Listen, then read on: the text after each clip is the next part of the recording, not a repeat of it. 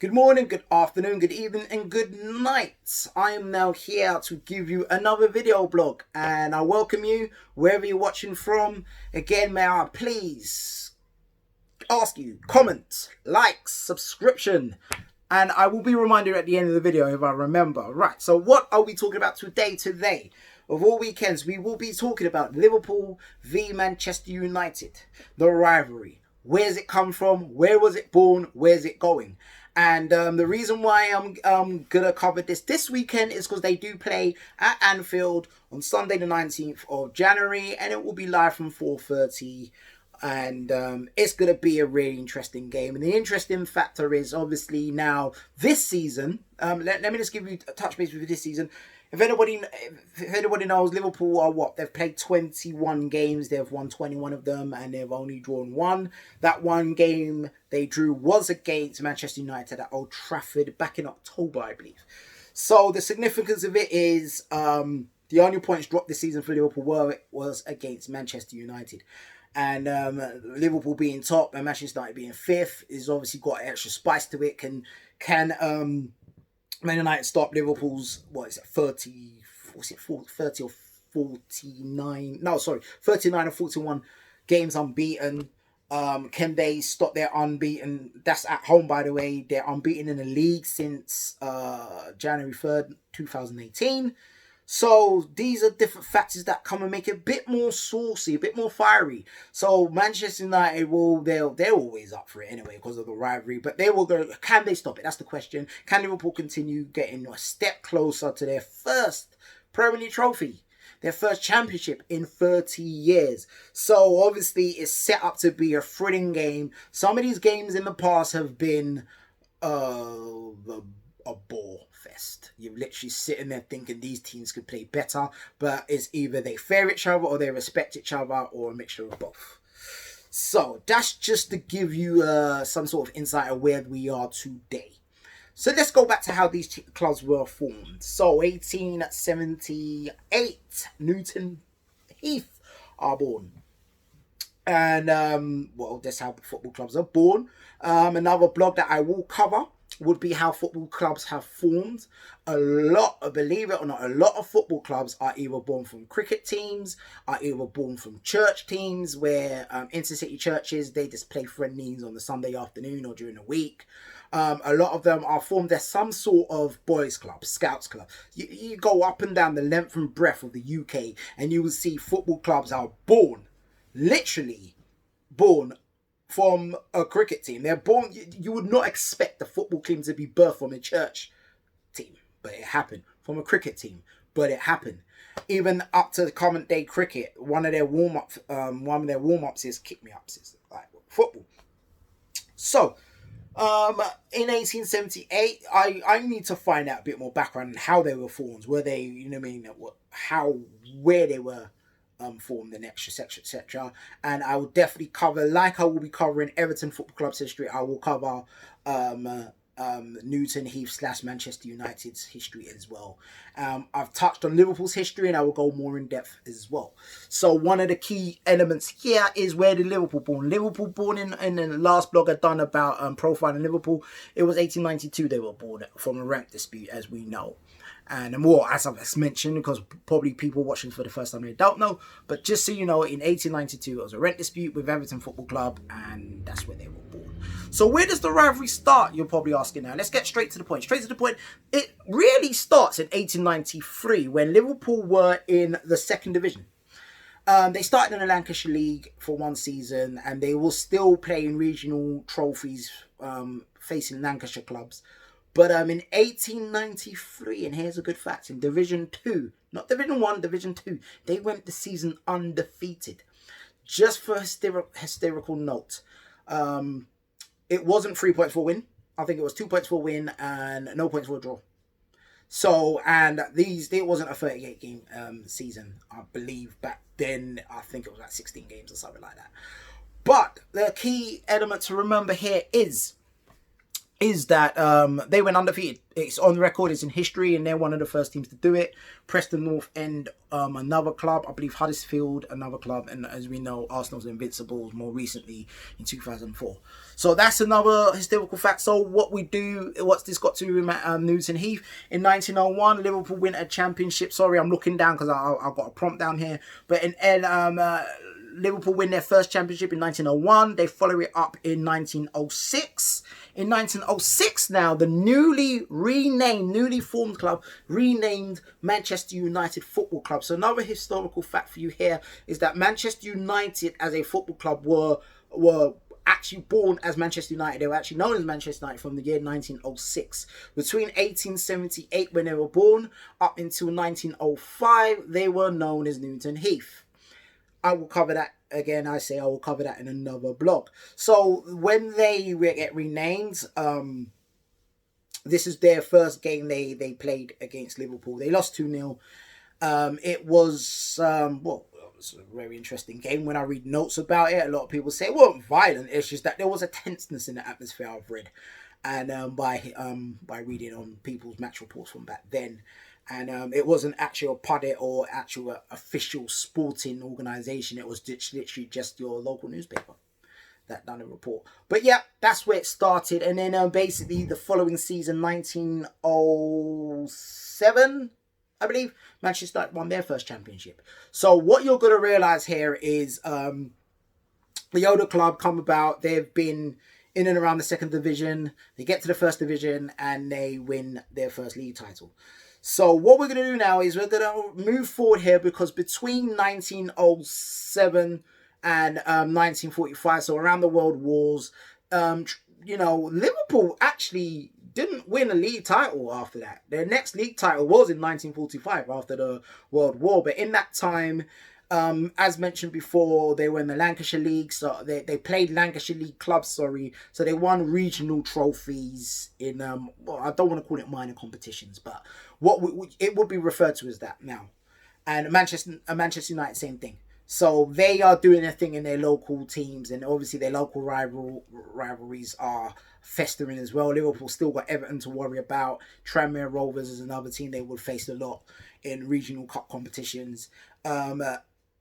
Manchester United later on, when Bolton were formed, they did get a rivalry there. Leeds, another one I will cover. It's very interesting how that rivalry actually came to fruition, because you would not have expected it, but it happened.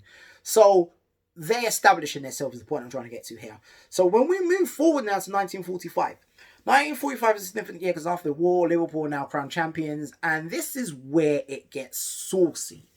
And I will pause for 2 moments. Yeah, so this is the end of part 1.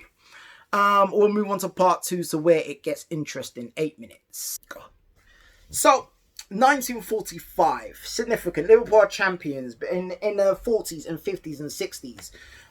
The rivalry now gets heated for 2 reasons. As mentioned at the beginning of the video, it was intercity, right? The intercity rivalry between, the city rivalry, between Liverpool and Manchester United. Now, someone, for some reason, took a petrol can and threw it on this fire. And this is what I mean. So, Manchester United became media darlings. They were called the Red Devils. So, they will start to get a profile. But they didn't have the success to add to it, because at this point, Liverpool winning stuff left, right and centre. They're winning FA Cups. They're winning the Championship. They're winning, they're getting known. And what happens now is, not to come away from football, but it's very significant. If you see where Liverpool and Manchester, as in the cities are, they're both northwest, but Liverpool are closer to the Irish Sea, right? So they're closer to the ports, and one of the biggest forms of income for Liverpool and Manchester. Their working class, the biggest income was from the port. It was the docks, it was the sea, from the shipping canals. Now, this is where it comes to the working class rivalry that filled over into the footballing rivalry. So the footballing rivalry started because they're 2 clubs. They're starting to establish themselves as mega clubs. Manchester is now a glamour city. Business is thriving in Manchester. It's thriving in Liverpool, but now Manchester are getting the limelight. Their commerce, so it's not just the docks, but as a city, business is thriving. They're the darlings of the media, And Liverpool look at them thinking they ain't got the success to go with it. Now, the shipping canals, Liverpool have always been known, and it's still to this day actually known as one of the world's biggest, well, best, not biggest, best ports for produce. And so a lot of the working class men in Liverpool counted. That's what their bread and butter was. So what happens is Manchester build a bigger docks. They basically upgrade their docks. A lot of businesses are thriving. They start to invest in business, and takes a lot of business away from Liverpool as a city. So there's that rivalry. There's that angst in their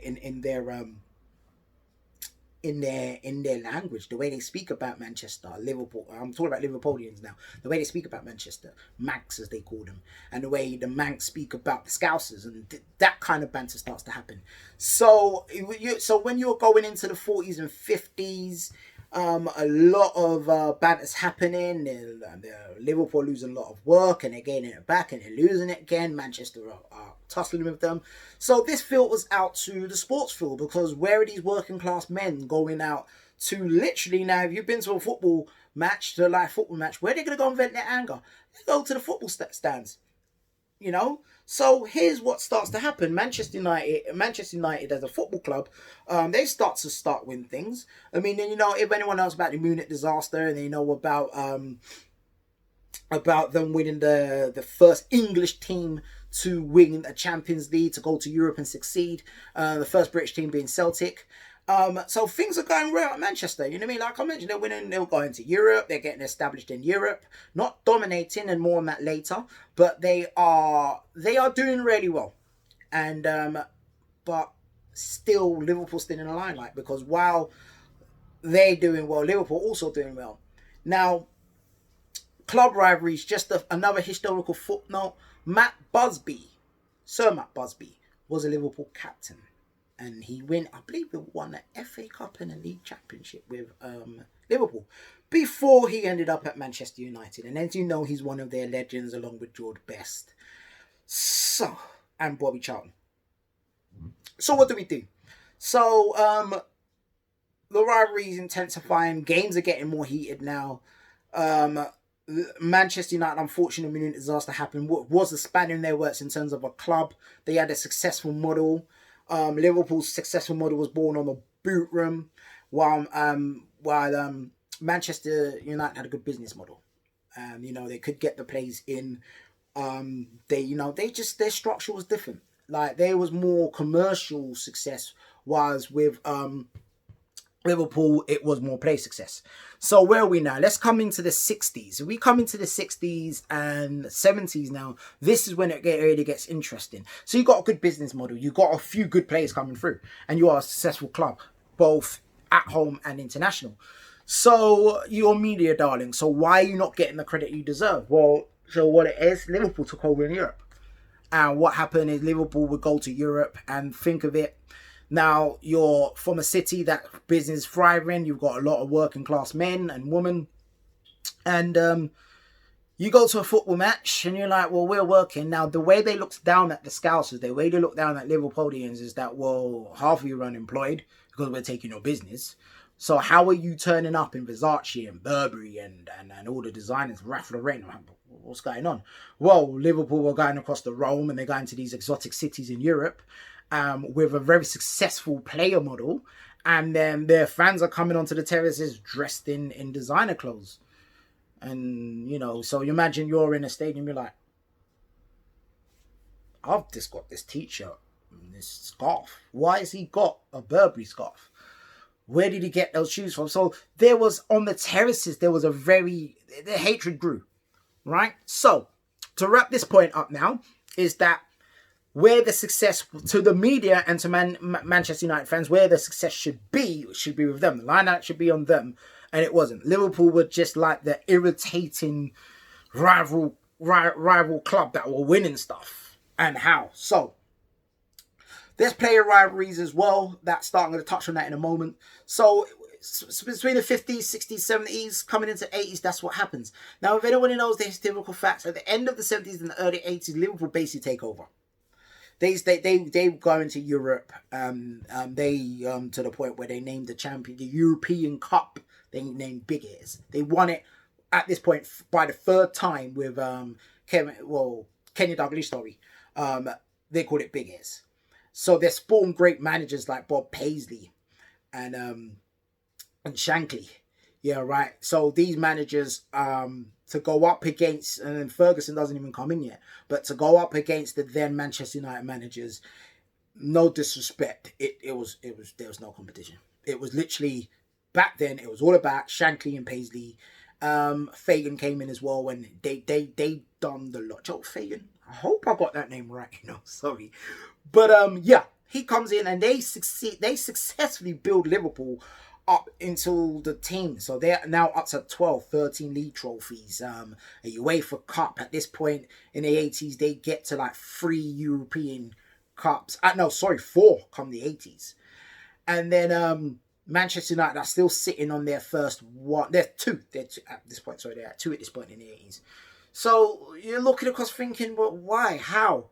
Well, like I say, Manchester, and I'm going to go deeper into this, by the way, but Manchester's had a good economic model, a good business model to run their club. So if business drops, the club drops. It's fact. If you depend on money and the money drops, the structure of the football club drops. And that's what happened at Manchester. They were still successful, but not as successful. So coming into the 80s, two significant events that have darkened the history of English football, not just Liverpool Football Club. I have to say this. Obviously, you had the Hillsborough disaster and you had the Heysel disaster. Now, please look these up in Google. Google them. Go to the Liverpool website. Go to the Juventus website. There's really good articles about both the Heysel disaster. If you go to the Juventus website, there's a very good article on it about it. And if you go to the Liverpool website, same thing. And the Heysel disaster obviously caused, especially because of the Hillsborough disaster, football's already on alert, but it caused European clubs to get English clubs to get banned from European competition. So that's the European Cup and that's the UEFA Cup and the Cup Winners' Cup. So this causes a big rivalry between Liverpool and Everton. It causes a big rivalry because Everton, when they win league trophies, I think 86 and 88, I believe, they couldn't then go on to Europe. And that was the big money making. And going into Europe got you money, got you exposure. You know what I mean? And so they're looking at Liverpool. They go Europe. They win everything. And it affects Manchester United as well. Because the next time that British clubs go into Europe, I believe in 1991, Manchester United won the Cup Winners' Cup. And this is their first venture back into Europe. So when you look at things like this, guys, you start to realise that the rivalries to the point where what one does affects the other. And remember, their cities are not far apart. I mean, there's a 20-minute drive between the two cities. Between the stadiums, a 35, 40-minute drive, apparently. So they're irritating each other. So remember, it's from when they're formed, they're winning stuff and they're coming across each other's radar. First of all, in the second division, then the first division. And then you come back from war and Liverpool there. And then Manchester, as the city take over economically and football. And then Liverpool snatch it back. So it's a tug of war of success on and off the football pitch now, because it now filters into the working class. There's people losing their jobs in Liverpool because Manchester got the better docks and the better port of call for boats. So Liverpool have to upgrade. So, there's a city rivalry. So now you come through, that's rolling through the 40s, 50s and 60s. Then when you come into the 70s, it's back on the terraces because Liverpool start thriving. I mean, even in music, you got the Beatles, and how many different bands in successful Liverpool.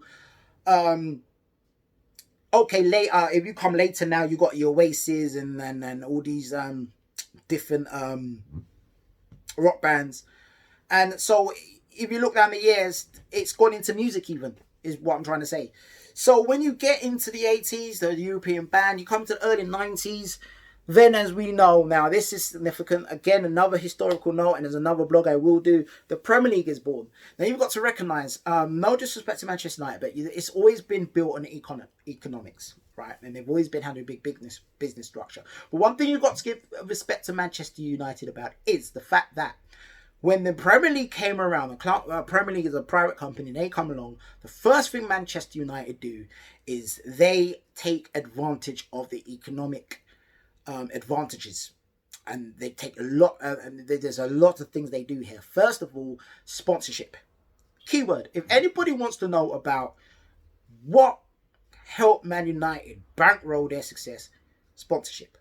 because you got the class of 92 as well, which is when and Hansen, what did he say? He said you can't win anything with kids. Ferguson sits there and takes the class of 92, which is Beckham, the Neville brothers, Giggs, Scholes, Butt, and Bruce, those guys, and he wins everything. And as you know, so at this point, just a historical note, at this point, Liverpool win their last championship in 1990. Yeah, between and Leeds won it 91 and 92. Yeah, Man United win it, and then you get Blackburn that have won it, and then 13 Premier League trophies. Hats off. You got to give it to Manchester United. 13 Premier League trophies without reply from Liverpool is atrocious. It is atrocious. So we come out of the European ban, and Man United start to dominate in the league. Now, unfortunately, the boot room, it's not closed, but the last remnants of the boot room, and what the boot room was literally, think of it, boot room. That's what it was. It was a room in the corridors at Anfield where the managers used to sit down. So you had managers like, you had assistant managers and coaching staff like Roy Evans, who went on to manage Liverpool. Sort of successful, but more on that later. But you had the classics, the Shankleys, the Fagans, and the Dalglishes. They would go there and they would literally discuss future games. So whoever they're playing next, they would discuss that game, how we're going to beat them, when we're going to beat them. They would discuss 5-6 games ahead. They were forward thinkers. And they'd say, where's the club going to be next year? And it literally got to the point, you read stories, that they would literally at the start of the season, and I'm not exaggerating here, and I'm not saying this because I'm a Liverpool fan and supporter and I love Liverpool, no. They would literally say, what are we going to win this year? And one article I read was about, they said, Big Airs has not come home yet. We've not won Big Airs for a few years now. Big Airs being the European Cup, and they got to win it. So we're overdue in FA Cup. They've only won 7 of them, but they said we're overdue in FA Cup. It's going to win that. Okay, they're going to win it. So what I'm trying to say, I'm trying to paint you a picture here that Liverpool down the years, their business model was about their managers, and they had the best of the best. I mentioned this in the Liverpool blog I'd done. And they had the Kenny Dalglish, Kevin Geoghegan, they had Alan Hansons, and Graham Souness. They had quite a few Irish Scotsmen, successful players, and English players. Young Moby, he wasn't English, sorry, but I'm just trying to give you like John Barnes. There's so many players I could throw at you right now that from the 80s and the early 90s that came through the Liverpool system. They would buy them or they would raise them up from the lower ranks, the youth academy. And that was Liverpool's success model. So being banned from Europe kind of stopped that. And the boot room, like I said, it didn't close, but the last remnants of the boot room was Roy Evans. And he was manager, was it in 96, 97, I believe, or 97, 98, because he was a joint manager with Gerard Houllier. When Gerard Houllier came in, that kind of ended the boot room era, right? What's this got to do with the rivalry? What I'm trying to do, I'm trying to paint the picture for you here right now. So this is going on at Liverpool. Manchester United are now winning stuff with Alex Ferguson. Key thing in 87, 88, first thing he was going to do, he said in his first press conference, he needs to knock Liverpool off their perch, which is successfully done. There's a debate going on as we speak right now. Are Liverpool back on their perch? Questionable. They have to win the Premier League, and to me, they would have to go and win that at least in the next 10 years, win it about 4 times, 5 times, while winning the FA Cup and the European Cup, which they are now reigning European champions. So, by the looks of it, it looks promising. So, we're in the 90s now, and not much has happened at Liverpool. They win an FA Cup, they win a League Cup, and Man United are winning everything left, right, and centre. So you come into so that's the noughties, the 90s. You come into the 2Ks, and not much has changed. It slowed down because Arsenal jumped in now, and Blackburn won a league title. Arsenal jumped in, and then later on in the mid 2Ks, Chelsea had climbed in, and then at the end of the 2Ks coming into 2011, 2012, as you know, Manchester United have come in. Manchester City have come in, and they've basically rocked the established order. So where you've had the success of Chelsea with Jose Mourinho and everything, what's happened is the limelight has kind of come away from Liverpool, Man United, and there's sub-rivalries that have replaced that. So the Arsenal, Man United rivalry, and then the Chelsea Man United rivalry, and then and then now Man City have come in, so the rivalry between Manchester City and Manchester United, that's inflamed. So right now what you've got is the best time for Liverpool to climb up now and get back on their perch and relive that rivalry, which brings you to modern day. We're now in 2020, 30 years since Liverpool won the championship, and now it's called the Premier League. But Man United now sitting on 20, while Liverpool sitting on 18, and have done since 1990. And since then, 1990, Blackburn, Leicester, Arsenal, Chelsea, Man City and Manchester United won the Premier League, and that needs to be addressed, and I believe Klopp is in the middle of doing that. So the rivalry between Liverpool and Manchester United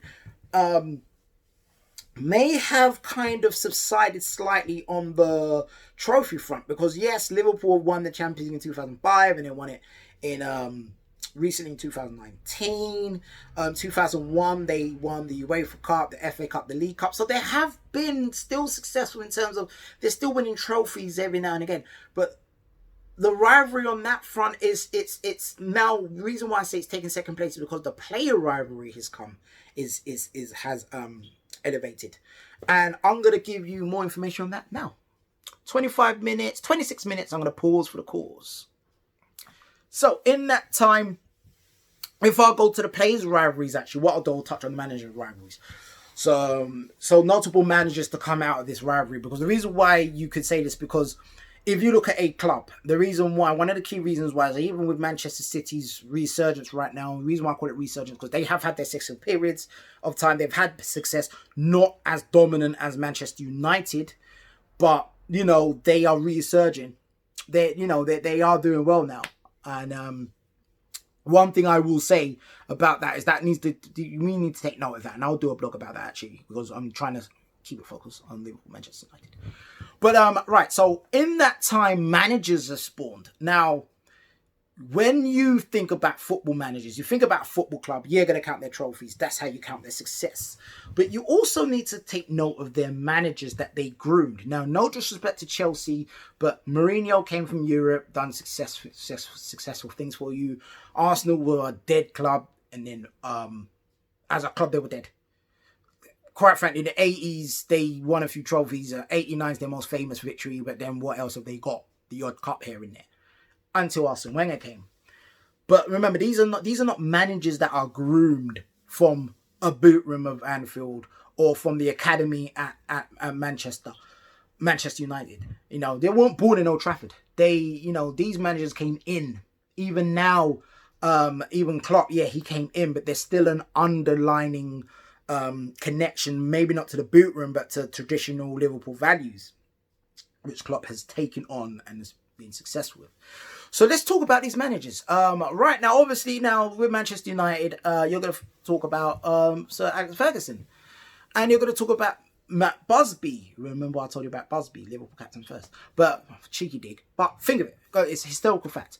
But there's another two Manchester United managers that I will mention now, because they do deserve that respect. So the first one, the only one I actually know about, there's a second one, I always forget his name, but Ernest Mangal is his name. And he was a successful manager, and he kind of held the reins for Manchester United in the 70s and 80s, I believe. No, 60s and 70s. But he was there. He was a successful manager. He won a few league trophies. And then Sir Matt Busby took over, and then there's a manager in between Matt Busby and Ferguson. And then Alex Ferguson came, and now he's known as Sir Alex Ferguson. So they're notable, successful managers, and they won things. And the reason why Manchester United fans will love the managers, because they won things for the club and they made their club relevant.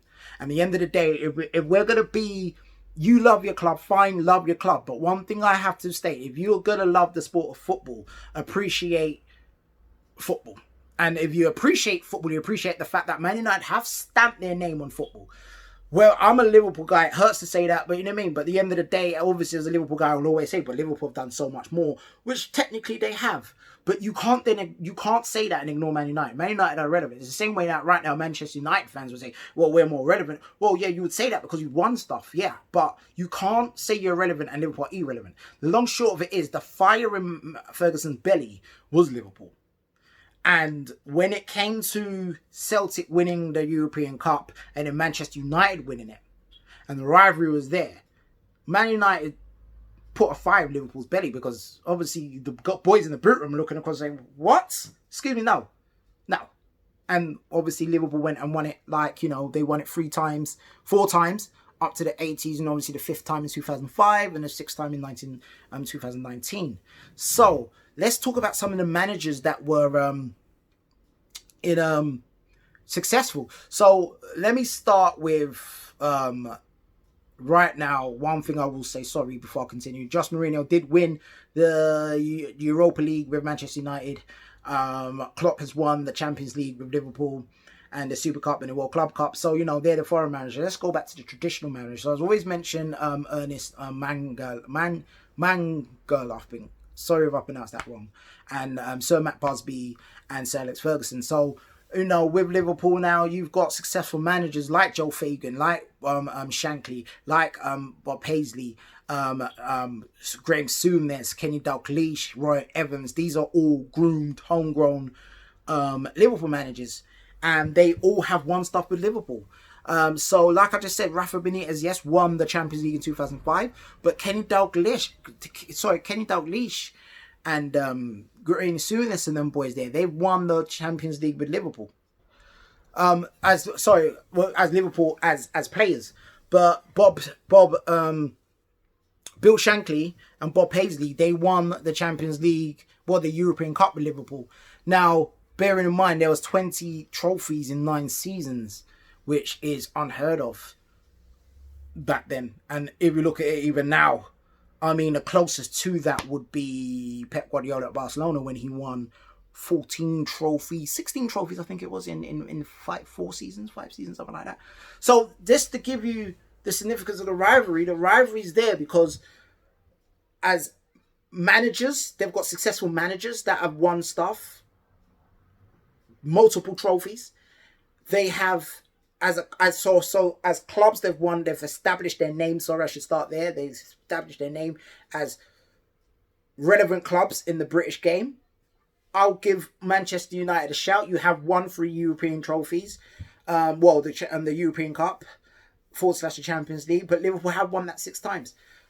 As managers, they've got established managers that have gone down. Now, when you're talking about greatest managers of all times and you're talking about best managers of all times, if you're talking about in British managers, then you're going to talk about Sir Alex Ferguson, Bob Paisley and Bill Shankly. You're going to talk about those 3 managers. Now, different people will have different opinions. When you're talking about globally now, again, those 3 managers do get mentioned. So the rivalry's there for who's going to have the better manager of all time. And I don't think that's a debate that will ever be settled. And my opinion would be, if you're a manager that's won 20 trophies in 9 seasons, I'm talking about Bob Shankly here. Bob Paisley, sorry. Then I think I'd go with that. That's just my honest opinion. But again, even when you mention that, even a Man United fan watching this now say, no, it's Sir Alex Ferguson. If that's what you believe, then go with that. But I would always recommend, and I'd always advise you, do not discredit the other 3 managers on the Liverpool side. The 2 managers on the Liverpool side, sorry, because they did great as well.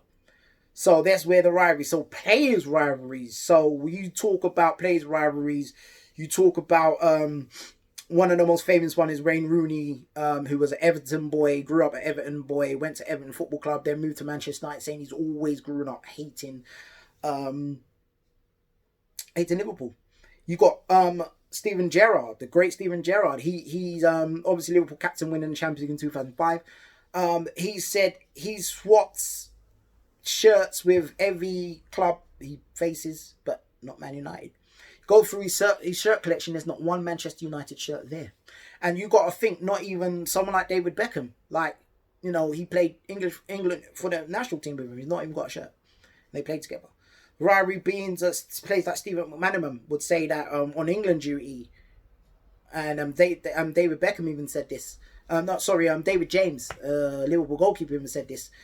Liverpool plays on one side, Manchester United on the other side. And this is for England duty. This is about to go play for your country, Footnote, why do you think we ain't going to win the World Cup? Why do you think Italy and Spain and Germany have won it? And just a footnote there, and this is something I'm going to speak about. This is another blog I'm going to do about the state of the English game, England football team, the national team. Sergio Ramos is a Spanish Real Madrid football player. Gerard Piqué, Barcelona, Spanish football player. They tear lumps of each other on the